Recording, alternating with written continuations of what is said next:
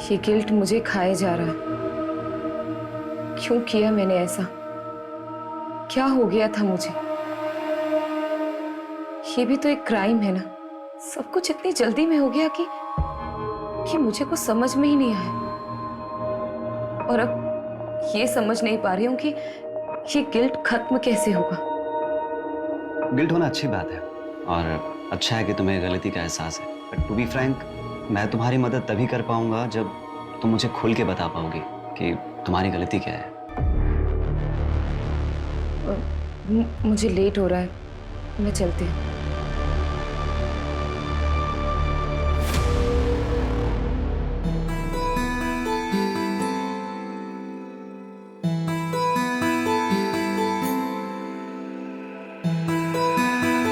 Section में doctor Prabha के पास जा रही हूँ। मम्मी की रिपोर्ट्स दिखाने हैं, सेकेंड ओपिनियन ले रही हूँ। अबे तो काजल, मैं चलता हूँ ना साथ में। नहीं नहीं, मैं चली जाऊंगी। आज तुम्हारी छुट्टी है ना, तुम रेस्ट करो। ओके ठीक है, बाय। अनिल, ये तीनों पोस्टर्स ओके हैं। एक काम करो, इनकी आज ही प्रिंट निकलवाओ, ठीक है? और 20-20 फीट की होर्डिंग्स पूरे पुणे में लगनी चाहिए। अंडरस्टूड? नमस्कार रति मैडम। अरे गावड़े जी, आप कुछ काम था आपको? नहीं, काम तो नहीं था। योगेश हमारे छोटे भाई की तरह था, तो मैं सोचा कि खुद आकर के आपको प्यार से समझाऊं। तो एक कॉल ही कर लेते ना।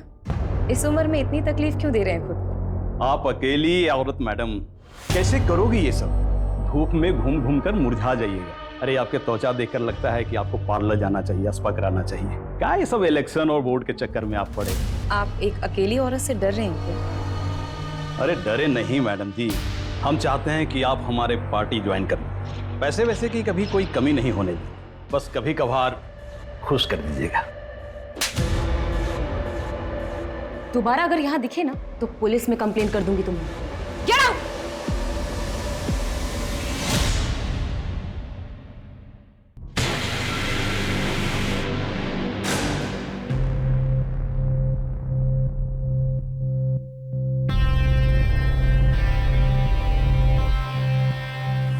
रति, कब तक हम ऐसे छुप छुप के मिलते रहेंगे?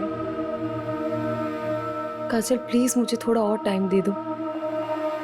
मैं अब तक उस गिल्ट से बाहर नहीं आ पा रही हूँ। कब तक तुम उस गिल्ट में रहोगी? तुम उस गिल्ट से इसलिए नहीं निकल पा रही हो क्योंकि तुम निकलना नहीं चाहती। और मुझे तो ऐसा लगता है कि तुम मेरे लिए सीरियस नहीं हो। नहीं काजल, ऐसी कोई बात नहीं है। मैं तुमसे बहुत प्यार करती हूँ। I love you so much. I love. तुम डिसाइड कर लो, तुम्हें मैं चाहिए या फिर तुम्हारे ये गिल्ट। तुम्हारे पास 1 हफ्ते का समय है। मैं कानपुर जा रही हूँ, मेरी माँ का ऑपरेशन है। काजल, धारा जल्दी करो, लेट हो रहा है। आ रही हूँ, 1 मिनट आ रही हूँ। ये लीजिए। क्या है? कैसे काम वाली जैसे कपड़े पहनती हो? थोड़ा तो मेंटेन रखा करो अपने आप को। कौन कहेगा डॉक्टर की बीवी? इसीलिए बाहर लेके नहीं जाता कहीं। वो आपको लेट हो रहा था ना, इसलिए ऐसे ही उठ के आपके लिए नाश्ता बहाने तो हजारों हैं तुम्हारे पास। जाओ चाय लेके। माँ मेरे लिए भी नाश्ता दे देना। 10:30 बज गए, अब तेरी आँख खुल रही है। देखो अपने साहबजादे को, बोर्ड के एग्जाम है इसके और नींद पूरी नहीं होती इसकी। पापा बस करो ना। 98% मार्क्स नहीं आए ना तेरे, तब बताऊंगा तुझे। क्या करूंगा 98% लाके? मुझे डॉक्टरी नहीं करनी है, MBBS नहीं करूंगा, आर्ट्स करूंगा, आर्ट्स। ऐसे ना फोर्स नहीं कर सकते हो मुझे। मेरी लाइफ पे ना कंट्रोल करना बंद करो। कर सकता हूँ, बापू तेरा। कौन देगा तेरे आर्ट्स के पैसे? याद रखना, मेडिकल की पढ़ाई नहीं की ना तो इस घर से 1 पैसा नहीं मिलने वाला तुझे। ये बाप नहीं होता ना, इधर ही लाफा खाता। हमें क्या बोल रहा है?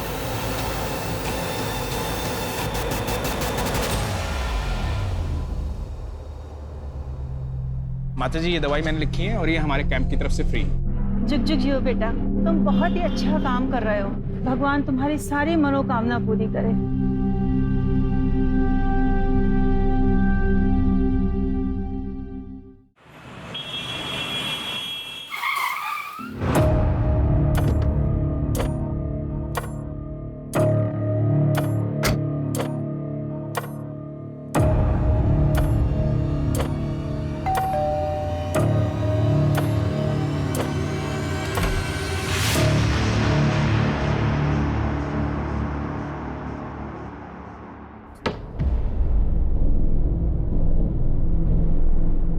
आप बैठो, मैं कॉफी लेके आती हूँ।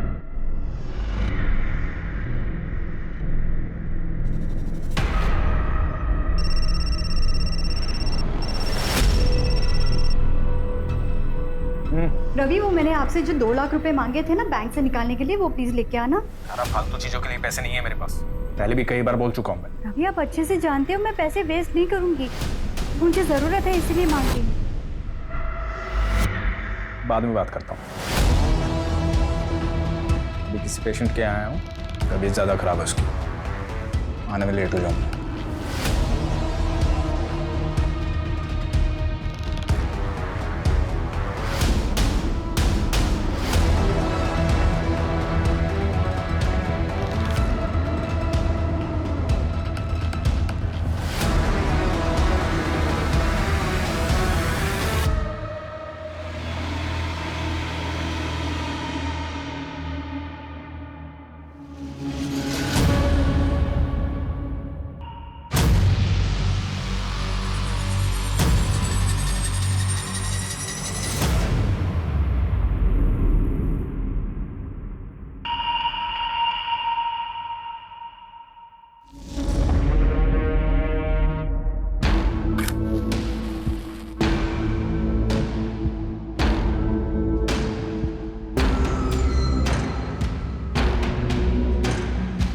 अरे वाह, महंगी वाली, क्या बात है।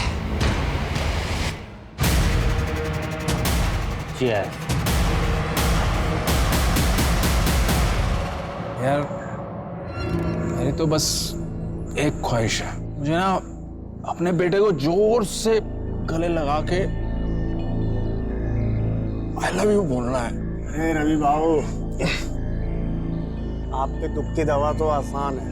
आप ना अपने बाप वाली ईगो ना साइड में रख के अपने बेटे को जोर से गले लगा के आई लव यू बोल दो। बिल्कुल। पर मेरे दुख की दवा नहीं है बाबू, 28 का हो चला हूँ पर कोई मिलती ही नहीं है।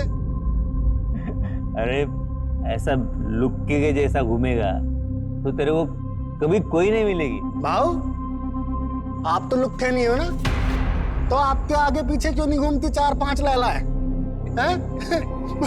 मुझे लुक बोल रहे हैं। भाऊ, मैं क्या बोल रहा था कि क्या कर दिया ये? हाँ? समझता नहीं तेरे को? हाथ कैसे लगाया मेरे को तूने? अरे लड़की खड़ी है, शर्म नहीं आती तुम लोगों को? हाँ?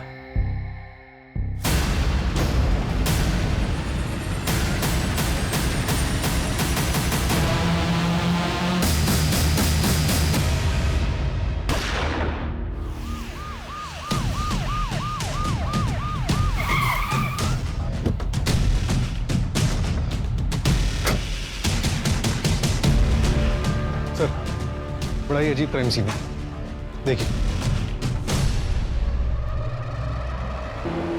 गन पॉइंट देख के लग रहा है कि इसने इसको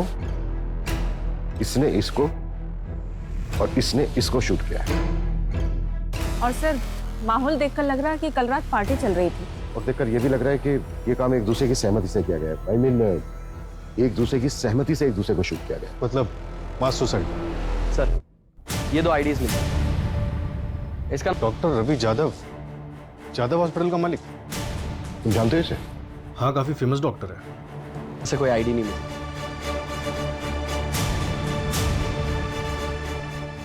मंजू,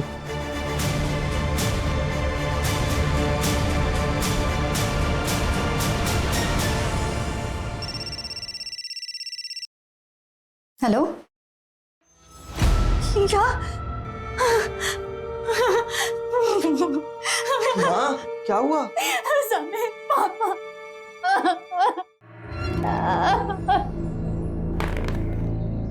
क्या बात है?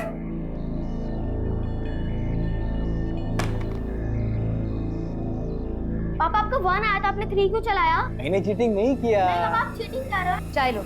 आई देखो ना पापा, चीटिंग कर रहे हैं। क्या टिया, तू भी किसको बता रही है? ये तो खुद चीटर है।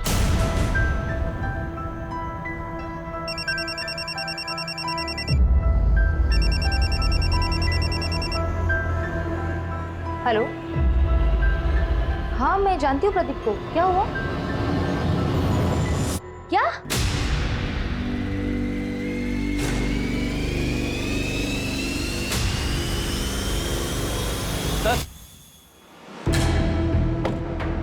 सर ये रवि की सीढ़ी है, इसमें एक नंबर मिला है जो आज सुबह से बंद आ रहा है। किसका नंबर है? सर जय कामली के नाम पर रजिस्टर्ड है। रेगुलर बातचीत होती थी? हाँ सर, दिन में 2-2 घंटे बात होती थी। सर तो कहीं ये डॉक्टर रवि का अफेयर तो नहीं चल रहा था? पॉसिबल है। पोस्टमार्टम रिपोर्ट आई? सर डिटेल पोस्टमार्टम रिपोर्ट आने में 1 हफ्ता लगेगा। प्राइमरी पोस्टमार्टम में ये आया है कि तीनों की बॉडी में 250 ml से ज्यादा अल्कोहल है। मतलब पूरे चांसेस हैं कि फुल नशे में हो।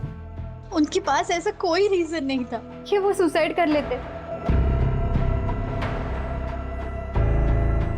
क्या आप लोग इन्हें जानते हैं? नहीं नहीं सर। नहीं। क्या इसको जानते हैं?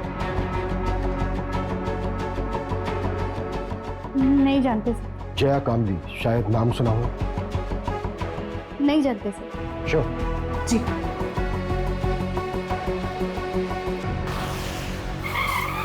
प्रदीप ने लास्ट कॉल जिस नंबर पे किया था वो नंबर आपका है मिसेज लता तांबे। कैसे जानती थी आप प्रदीप? सर मैं अच्छी तरह जानता हूं उसे। हमारी बेटी को पढ़ाने आता था। पढ़ा था क्या था? 1 नंबर का ठरकी था। अच्छा हुआ मर गया।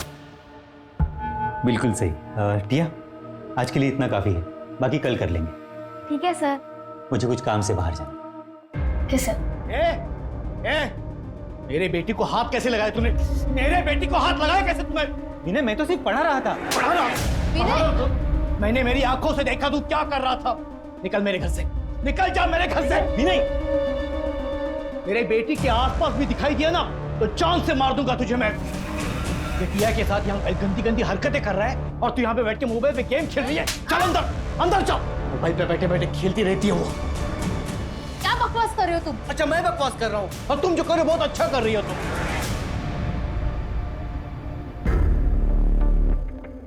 सॉरी सर, वो थोड़े गुस्से वाले हैं। मंजू, यस। इन दोनों को देखिए, कभी आपने प्रदीप के साथ देखा है इन दोनों को? जानती हैं आप इन्हें? नहीं, मैंने नहीं देखा। प्रदीप की फैमिली में से जानती है किसी को?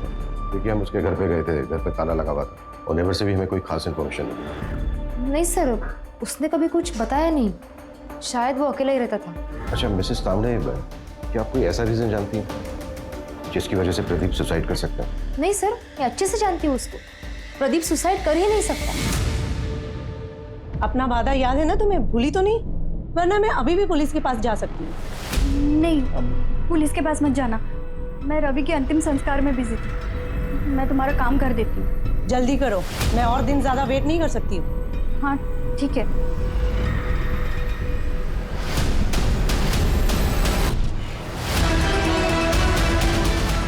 क्या इसको जानते हैं? नहीं सर।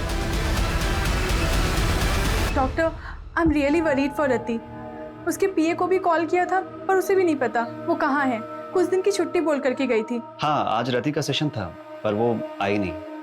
टू बी ऑनेस्ट, मैं खुद भी उसके लिए थोड़ा वरीड हूँ, स्पेशली लास्ट सेशन के बाद। मुझे पता था कि यही होगा। आप कितना भी भाग लो लेकिन आपके कर्म आपको ढूंढ ही लेते हैं। इसलिए मेरे साथ ये सब हो रहा है। काजल भी मुझे छोड़कर चली गई।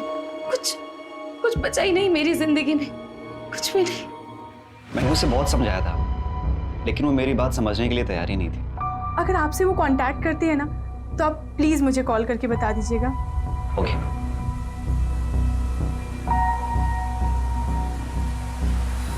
सर डॉक्टर, 3 करोड़ का घर जी। नॉमिनी कौन है? बेटा नॉमिनी, फ्लैट बीवी के नाम पे बुक किया। हाँ लेकिन सर गन की बैलिस्टिक रिपोर्ट आ गई। ये देखिए, थोड़ी सी शॉकिंग है। रवि के पास जो गन थी उससे एक भी बुलेट नहीं निकली। प्रदीप और जो अननोन विक्टिम मिला है उनके गन से एक बुलेट निकली। लेकिन गोली तो तीनों को लगी थी। तो फिर तीसरी गोली किस गन से चली? सर अननोन विक्टिम के हेड में जो गोली मिली उसकी बैलिस्टिक रिपोर्ट बन रही है। 2 दिन में गन का पता चल जाएगा। इसका मतलब साफ है कि वहां पर कोई चौथा भी था। मुझे शुरू से ही लगा कि वहां पर एक औरत भी थी जिसकी चूड़ी मिली थी हमें, और वो औरत वो यही हो सकती। इंस्पेक्टर बिल्लू सिंह रिपोर्टिंग साहब। ए शामराव, लेकर जाओ इसको। हर हफ्ते का नाटक है। लॉकअप में डालो और शाम तक उसे छोड़ना। कल 1 minute Manju. Shamrao. Yes sir. इसको बाहर लेके चलो। सूरज, बैंगलोर सील कर। Okay sir.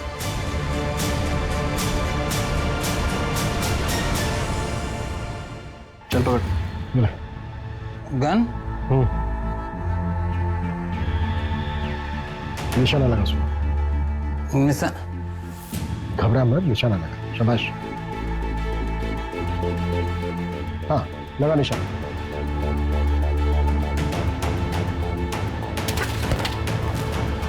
इसको तुरंत हॉस्पिटल लेके जाओ और इसका अल्कोहल कंटेंट चेक करो। क्विक। चलो चलो।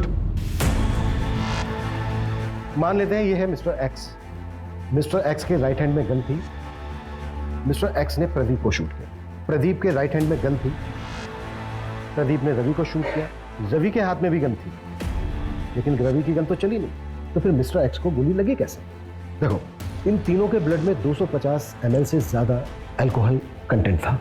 बिल्लू भी हैवी ड्रिंक करता है, जैसा कि हमने देखा कि बिल्लू ठीक से खड़ा भी नहीं हो पा रहा। निशाना लगाना तो दूर की बात। सर तो फिर ये मिस्टर एक्स और प्रदीप का निशाना इतना सटीक कैसे लगा? दोनों में से किसी का भी निशाना नहीं चुका। इसका मतलब ये पूरा क्राइम सीन सेटअप था। एग्जैक्टली, हमें गुमराह करने के लिए। ये कोई मास सुसाइड नहीं, बल्कि मास मर्डर था। इसका मतलब साफ है कि यहाँ पे इन तीनों के अलावा भी कोई चौथा था, और ये चौथा है हमारा असली मर्डर। ये ले तेरे पैसे और अपना मुंह बंद रखना। और हाँ, याद है मुझे मेरी डील। शहर छोड़ के चली जाऊंगी मैं। तेरे लिए यही अच्छा होगा। और गलती से भी समीर की कंप्लेंट पुलिस में नहीं करूंगी। बोला ना, नहीं करूंगी।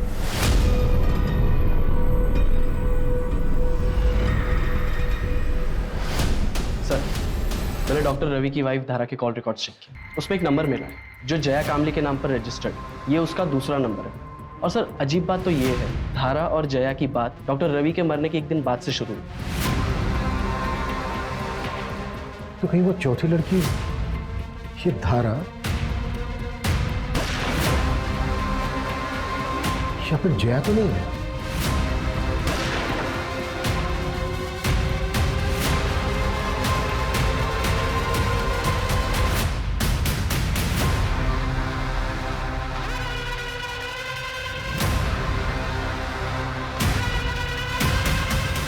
जी, मैं जानती थी जया को। उसका रवि के पास इलाज चल रहा था। उसने रवि की मौत के बाद सांत्वना देने के लिए फोन किया था। जी।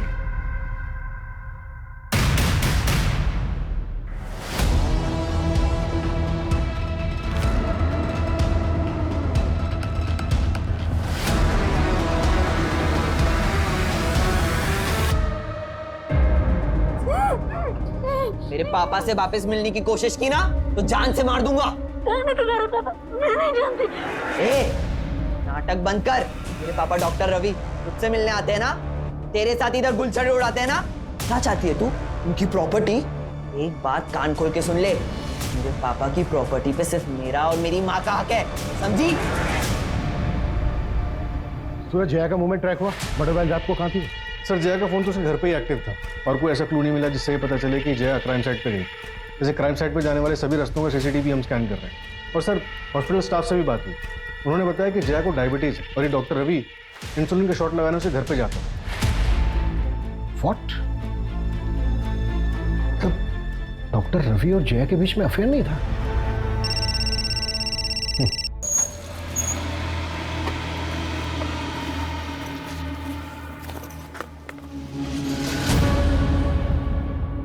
ये आपका गन और भाऊ ये आपका गन। और अक्षय भाऊ, ये खास आपके लिए। अरे अक्षय भाऊ, ये क्या कर रहे हो आप? अरे यार, बस ट्राई कर रहा था, सॉरी। इसमें गोली दी तो मैं तो ऊपर पहुंच जाता। गोली लाया? गोली दे। हाँ।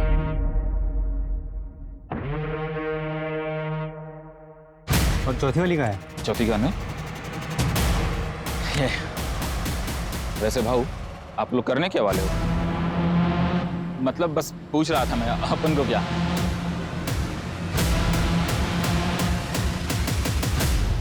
आलू? हाँ साहब, 3 लोग थे, 4 गन लेके गए और उनके पूरे सीट पे आलू भरे थे। ये जो तीसरा आदमी था, इसका क्या नाम बताया तुमने? अक्षय नाम है उसका। यही कोरेगांव पार्क में ही रहता है। मेरा एक दोस्त है जो उसका पड़ोसी है, तो उसी ने डील कराई थी।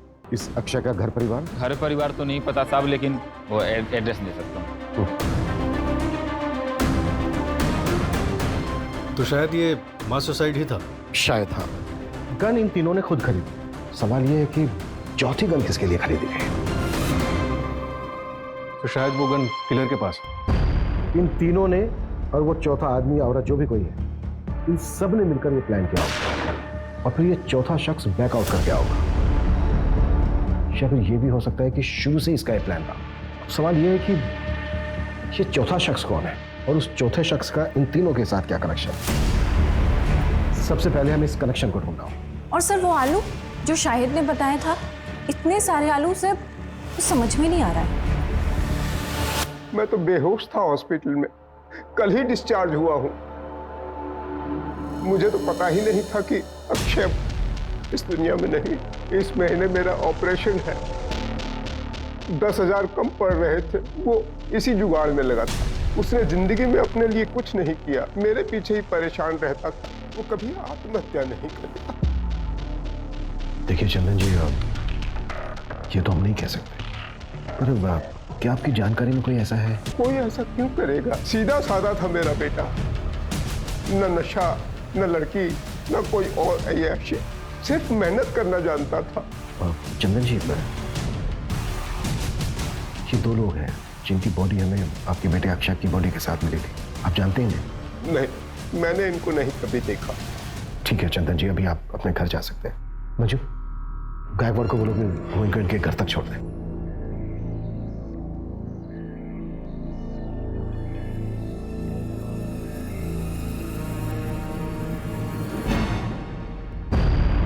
सर, अक्षय की बॉडी से मिली गई बुलेट की बैलिस्टिक रिपोर्ट से मैच हुई। किस गन के साथ? सर, ये सेम गन एक और क्राइम में भी यूज हुई। क्या क्राइम था? ये दोनों मौतों के बीच में 1 घंटे का फासला था। जरूर ये दोनों क्राइम आपस में लिंक हो सकता है। क्राइम क्या? सर, एक औरत ने सुसाइड कमिट किया, उसी के घर में उसी की लाश 4 दिन बाद मिली।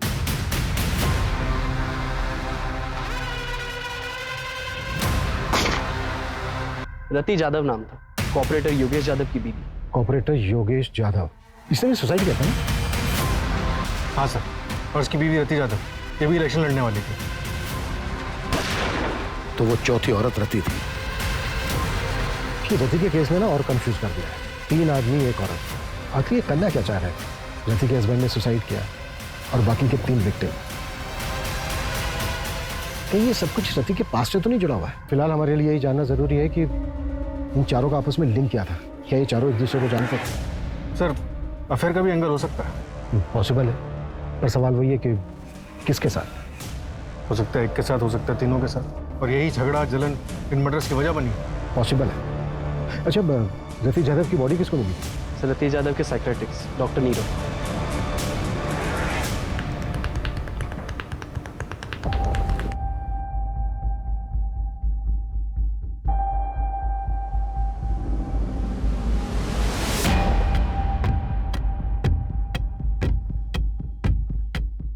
हेलो सर, रियली सॉरी, आप लोग काफी टाइम से वेट कर रहे हैं क्या? नहीं, इट्स ओके।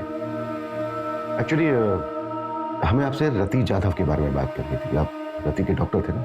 जी। दरअसल हमें ये जानना था कि क्या रति किसी बात को लेकर परेशान थी? जी, एक्चुअली रति गिल्ट में थी। ये समझ नहीं पा रही हूँ कि ये गिल्ट खत्म कैसे होगा। गिल्ट? किस बात का गिल्ट था रति को? कुछ साल पहले उसके हस्बैंड योगेश की डेथ हो गई थी और रति उसके लिए खुद को जिम्मेदार मानते थे। रति, आई एम हो। ये तुम दोनों? सब क्या हो रहा था? योगेश, योगेश मेरी बात सुनो। क्या बात सुनो? तुम्हें शर्म नहीं? मेरा नाम, मेरी इज्जत सब मिट्टी में मिल जाएगा। इलेक्शन कैंपेन स्टार्ट होने वाला है। तुम टेंशन मत लो, मैं और काजल कहीं दूर चले जाएंगे। मुझे छोड़कर सबको पता चल जाएगा। मेरा नाम, मेरा करियर, मेरी इज्जत सब बर्बाद हो जाएगा। योगेश मेरी बात सब सुनो। बर्बाद हो जाएगा। योगेश, योगेश। सर, ये सब सच है। सर, हमारे रिलेशन को कोई नहीं समझता। फैमिली और सोसाइटी के प्रेशर में हम दोनों ने शादी तो कर ली, लेकिन हम अपने हस्बैंड के साथ खुश नहीं थे। हमने भागने का प्लान बनाया था, लेकिन सर रति योगेश की सुसाइड से तो वो अब्रॉड जाने के लिए तैयार तो हो गई थी, लेकिन उसको वो गिल्ट खाया जा रहा था। अब्रॉड जाने के लिए? और वो इलेक्शंस? सब वो ये सब कभी नहीं करना चाहती थी। वो तो योगेश के शुरू किए हुए प्रोजेक्ट्स को कंप्लीट करना चाहती थी। उसके बाद ईयर एंड में हमारा कनाडा जाने का प्लान था। अब कनाडा सेटल होने का प्लान था। वहाँ की एक यूनिवर्सिटी में मैंने PhD का फॉर्म भी फिलअप कर दिया था। सब कुछ ठीक चल रहा था, सब कुछ। लेकिन उस दिन हमारे बीच झगड़ा हो गया। कब तक तुम उस गिल्ट में रहोगी? और मुझे तो ऐसा लगता है कि तुम मेरे लिए सीरियस नहीं हो। नहीं काजल, ऐसी कोई बात नहीं। I love you so much, I love. और मैं कानपुर चली गई। सब मेरी गलती है सर। ठीक है।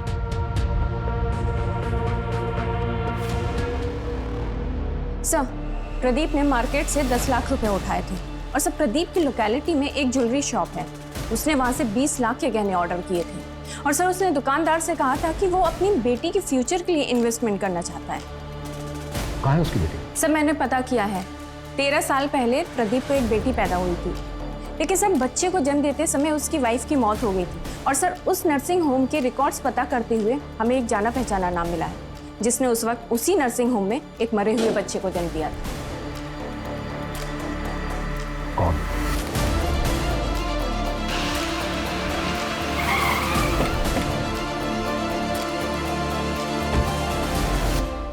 क्या मेरी बेटी टिया मेरी बेटी नहीं है, उस प्रदीप की बेटी है? ये बात तुम्हें पता नहीं थी? नहीं सर, इन्हें नहीं पता। वो मेरी प्रीमेच्योर डिलीवरी हुई थी, उस वक्त ये शहर से बाहर थे, इन्हें कुछ भी नहीं पता। सब कुछ अचानक हुआ सर, और मैंने भी इनसे बात छुपा ली, वरना प्रदीप की तरह ये भी मरे हुए बच्चे की बात सुन के टूट जाते। विनय, हाँ?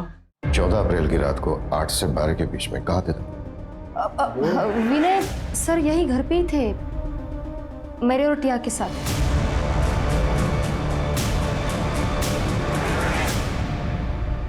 सर, रति के बैंक रिकॉर्ड्स चेक करके पता चला है कि कनाडा की एक यूनिवर्सिटी में उसे 30 लाख रुपए की फीस भरी और अगले महीने उसे 70 लाख रुपए और भरने थे। प्रदीप ने 20 लाख रुपए के गहने ऑर्डर किए थे और डॉक्टर रवि ने 3 करोड़ का फ्लैट बुक किया। ये लोग इतने बड़े इन्वेस्टमेंट कर रहे थे, जबकि इनके अकाउंट में पेमेंट करने के लिए पैसे नहीं थे। ये भी तो हो सकता है कि पैसा कहीं से आने वाला हो इनके पास, और ये बात पहले से किसी को पता? सर, रवि को मारने के लिए धारा, जया और समीर सबके पास मोटिव था। और तो और सर, प्रदीप को मारने के लिए विनय के पास भी मोटिव था। और रति पॉलिटिकल फिगर थी, हो सकता है उसको कोई दुश्मन बन गया। थप्पड़ बहुत महंगा पड़ेगा मैडम जी। तुम्हारी यूनिवर्सिटी की फीस है 1 करोड़। सतीश 30 लाख रुपए भर चुकी थी, राइट? जी। बाकी के बचते हैं 70 लाख रुपए, लेकिन रति के बैंक अकाउंट में 70 लाख रुपए थे नहीं, तो फिर वो बाकी के पैसे कहां से भरने वाले थे? सब नहीं काजल, लोन लेने की जरूरत नहीं है। मुझे पैसे डबल करने की एक अच्छी स्कीम मिल गई है, जिससे हम अपनी फीस भी भर सकते हैं। जितनी बड़ी रकम उतना बड़ा इनाम। ऐसी कौन सी स्कीम है? तुम ऐसे चक्रों में क्यों पड़ रही हो? काजल, ऐसा कुछ भी नहीं है, मैंने सब क्रॉस चेक किया है, सब जेन्युइन है, डोंट वरी। तुम ट्रस्ट करती हो ना मुझ पे? ऐसे दुगने करने वाली स्कीम? एक मिनट, तुम इसके बारे में और क्या क्या जानती हो? रति ने मुझे बस इतना ही बताया था। बेटा, मैंने मम्मी को मैसेज कर दिया है, अब मम्मी से ले लो पैसे। ओके ओके बेटा। सर, मैंने पता किया, मर्डर से 1 हफ्ते पहले रवि ने 1 करोड़ रुपए का लोन लिया था मार्केट से, और उसी तरह प्रदीप ने 50 लाख, रति ने 50 लाख और अक्षय ने अपने दोस्त से 5,000 रुपए उधार लिए थे। और ये पैसा हमें किसी के भी घर से या फिर किसी की भी डेड बॉडी के पास से नहीं मिला। तो इसका मतलब सर, वो इसका मतलब साफ है, हम चौथे आदमी को ढूंढ रहे थे, लेकिन बाजी किसी 5वें आदमी ने मारी, और इस खेल का मास्टरमाइंड वो 5वां ही आदमी है। हाँ मंजू? सर, आपने मुझे जैसा बोला था एक बार क्राइम सीन चेक करने के लिए, आप क्राइम साइट पे फौरन आ जाइए, हमें यहाँ कुछ मिला है।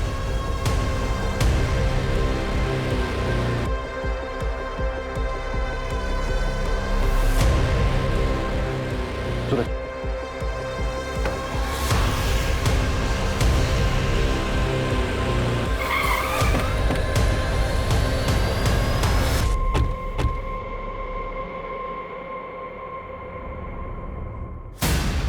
सर, ये देखिए क्या मिला।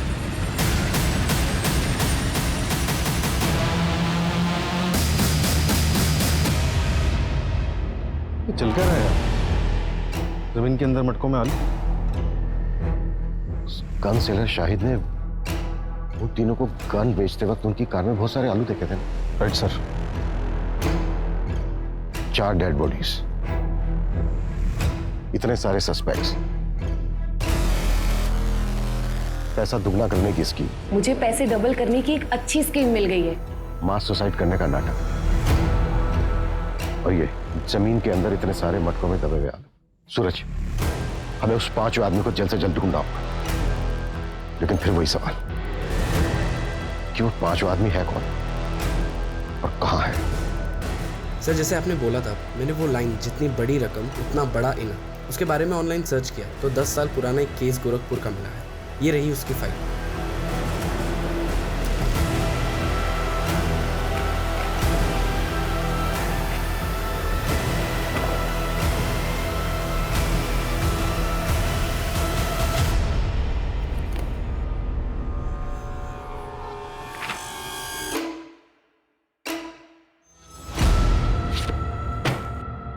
दस साल पहले देव श्रीवास्तव ने पोंजी स्कीम बनाई थी और सबको लूट लाट कर भाग गया था। ये केस सीरियस तब हुआ जब 2 भाइयों ने सुसाइड कर लिया।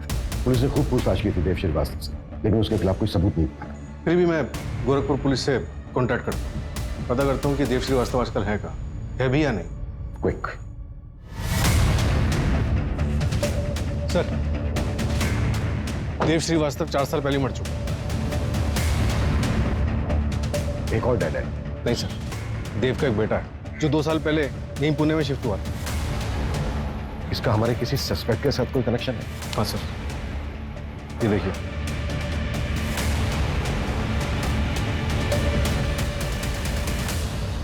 मेरे पास पैसे डबल करने की स्कीम है। ऐसा होता है क्या? आदमी भरोसे का? हाँ, मैं उसे अच्छे से जानती हूँ, लेकिन एक आदमी और चाहिए विधि के लिए। वो तो मैं ले आऊंगा। अरे पर पैसे लेके भाग गया तो? अरे नहीं यार, रति ने मुझे बोला है पहले वो डेमो देगा। क्या डेमो के लिए पैसे देने होंगे? अरे नहीं नहीं, डेमो के लिए पैसे नहीं, कुछ और लग। और मेरा कार्य आरंभ। इसके लिए तो तुम्हारे पास एक ही रास्ता है, तुम तुम्हारी पार्टनर काजल के साथ अब्रॉड चली जाओ। लेकिन डॉक्टर, मेरे पास इतने पैसे नहीं है। इसके लिए मेरे पास एक रास्ता है, सीक्रेट है, मैं पैसे डबल कर सकता हूँ। क्या? कैसे? एक तरीका है, अब साइंटिफिक नहीं है, और इस विधि को पूरा करने के लिए तुम्हें 4 लोगों को इकट्ठा करना हो जो कि पैसा डबल करने की चाह रखते हो। लेकिन डॉक्टर, ये सब होगा कैसे?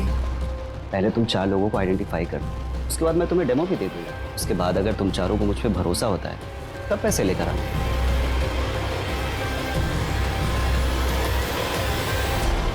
मुझे वरदान है कि मैं जरूरतमंद लोगों के पैसों को 2 गुना कर सकता हूँ।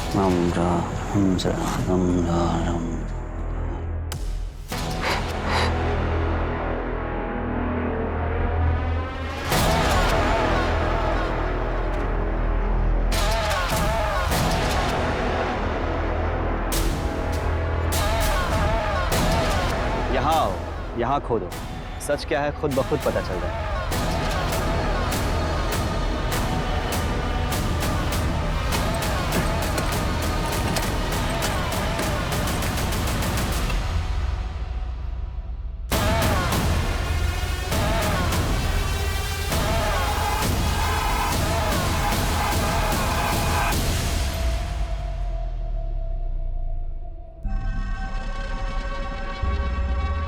बाबा, आपने तो चमत्कार कर दिया, हम पैसे भी लाए, उन्हें भी आज 2 गुना कर दो।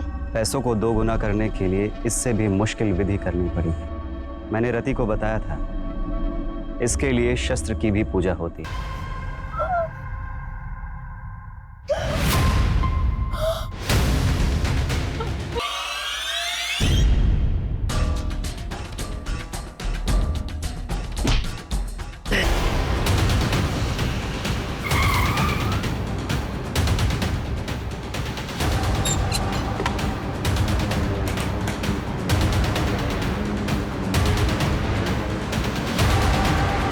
सूरज, पूरे शहर में मुझे नाकाबंदी चाहिए, हर जगह पर मेरा की फोटो खिंचवाओ, खास करके शहर के बॉर्डर।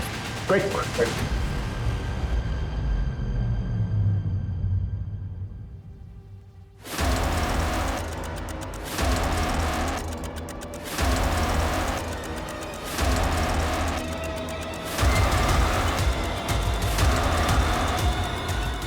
लिसन, तुम रूम में जाके शैम्पेन निकालो। ओके। मैं बस 2 मिनट में आया। मैं बस 2 मिनट में आया। 2 मिनट नहीं बेटा, तेरे को बहुत लंबा समय लगने वाला है। अब लेके चलो इसको। अरे सर मेरी बात सर मार लेना, जी भर के मार लेना, लेकिन पहले ये तो बताओ कि मुझे ढूंढा कैसे? मैरी गोल्ड, यही पोस्ट कार्ड था ना तेरे केविन की वॉल पर। कहने में लगा कि ये कोई होटल है। पिछले 6 महीने में कम से कम 60-70 होटल गए होंगे, पर तू कहीं नहीं मिला।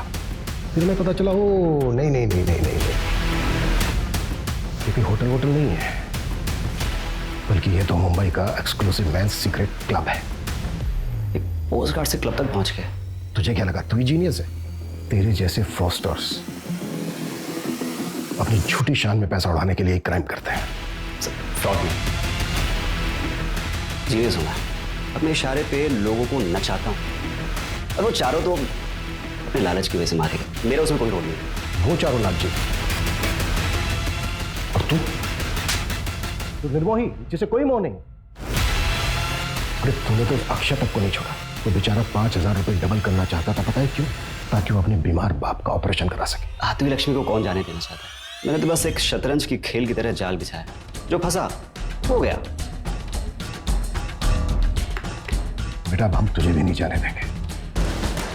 हम अपनी पूरी जिंदगी जेल में खेलना था। ये बता तू आलवों को डबल कैसे करता था? वो तो मैं पहले से गाड़ के रखता था, पर लालचियों को मेरी ये मामूली सी ट्रिक भी समझ में नहीं आई।